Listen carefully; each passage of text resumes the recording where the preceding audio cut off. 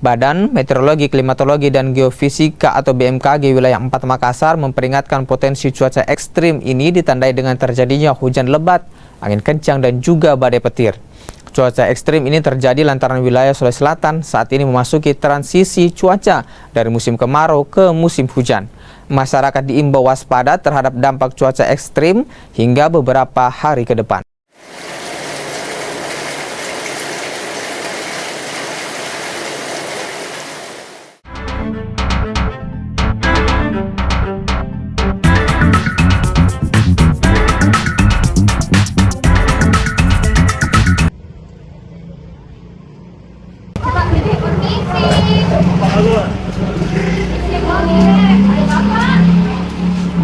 Iya, ada di atas. Mau ke apa? Mau ke cari Ki?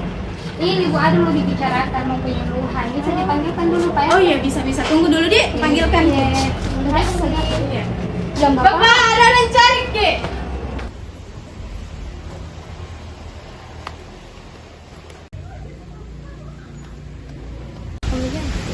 Ada keperluan apa ini, Bu? Nah, ini Pak, kami dari BNPB mau adakan penyuluhan di RT ini karena kan daerah ini yang rawan banjir. Kemudian kan sekarang sudah musim hujan, jadi kami rencana mau adakan penyuluhan di masyarakat. Jadi di dalam kita ya ngopi. Iya, boleh. Ayo, silakan.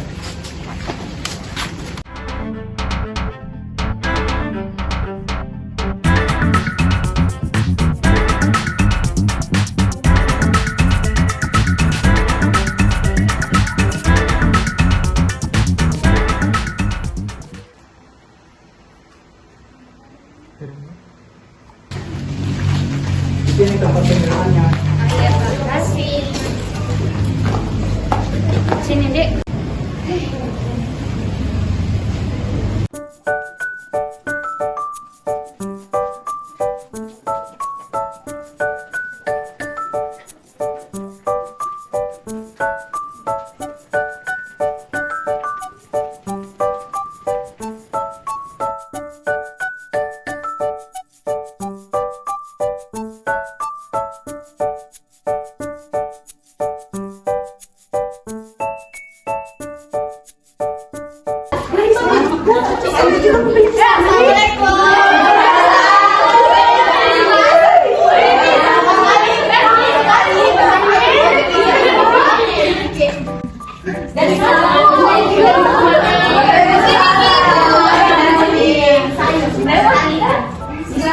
Ya baik, terima kasih kepada Pak RT atas waktu yang sudah diberikan. Jadi perkenalkan kami dari BNPB. Di sini ibu-ibu sudah tahu apa itu BNPB? Belum. Jadi BNPB itu Badan Nasional Penanggulangan Bencana. Di sini kami akan melakukan penyuluhan kepada ibu-ibu semua terkait penanganan bencana banjir hukum karena sekarang kan ibu-ibu tahu sekarang kan musim hujan. Nah, komplainnya ibu juga kan Pak RT bilang rawan banjir.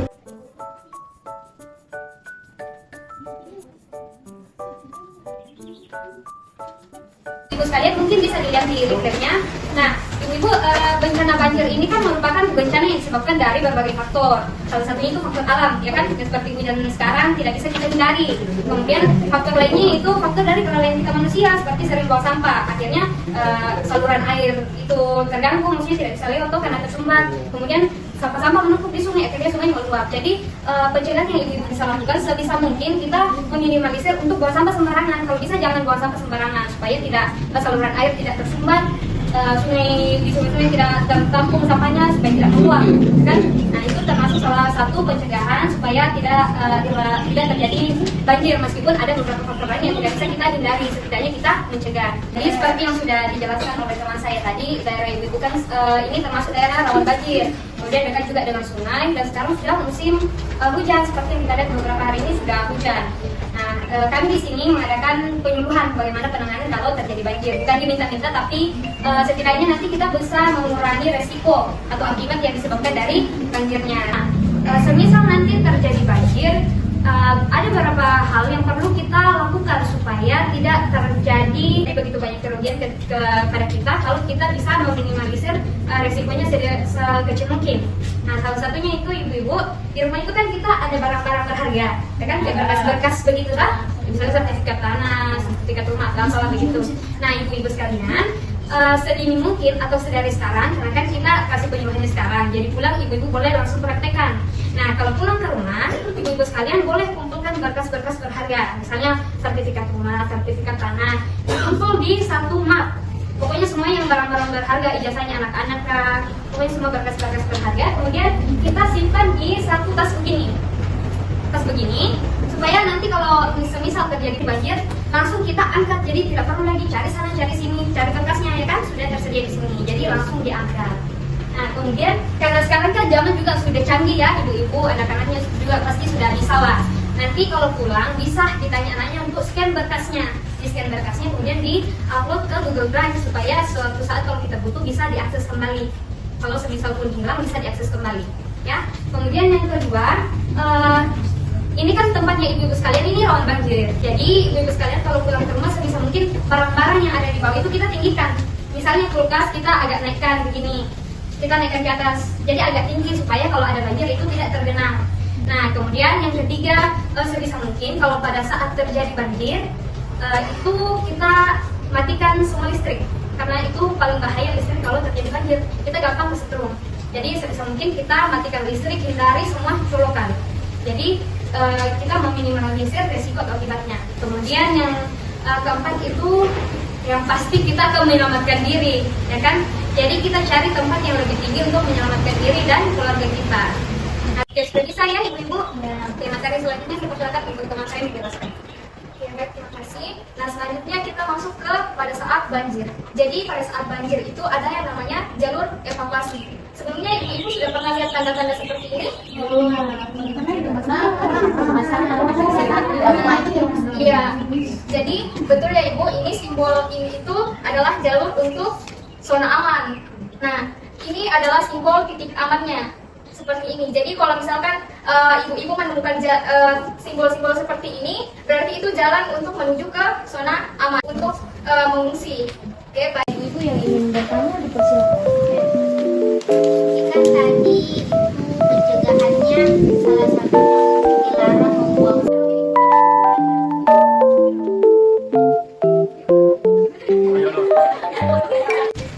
Ya, sekian penyuluhan dari kami Badan Nasional Penanggulangan Bencana. Kurang lebihnya mohon dimaafkan dan semoga apa yang kami sampaikan boleh bermanfaat bagi ibu-ibu semua.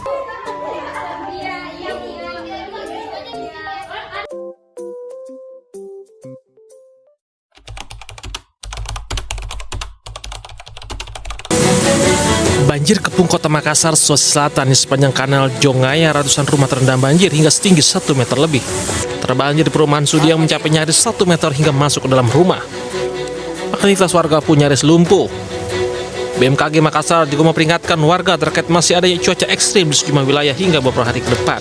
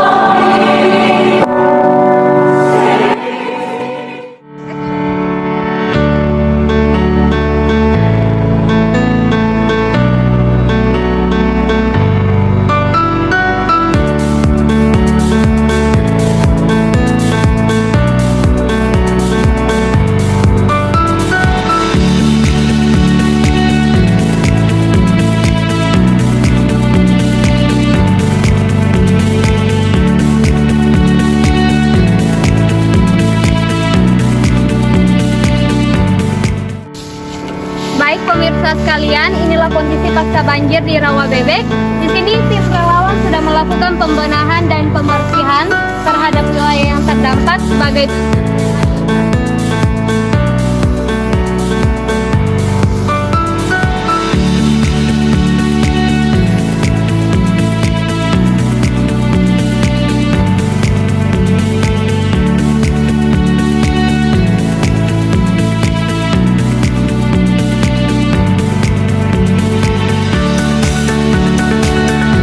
korban juga telah mendapat penanganan dari tim medis dan sedang didampingi dalam masa pemulihan.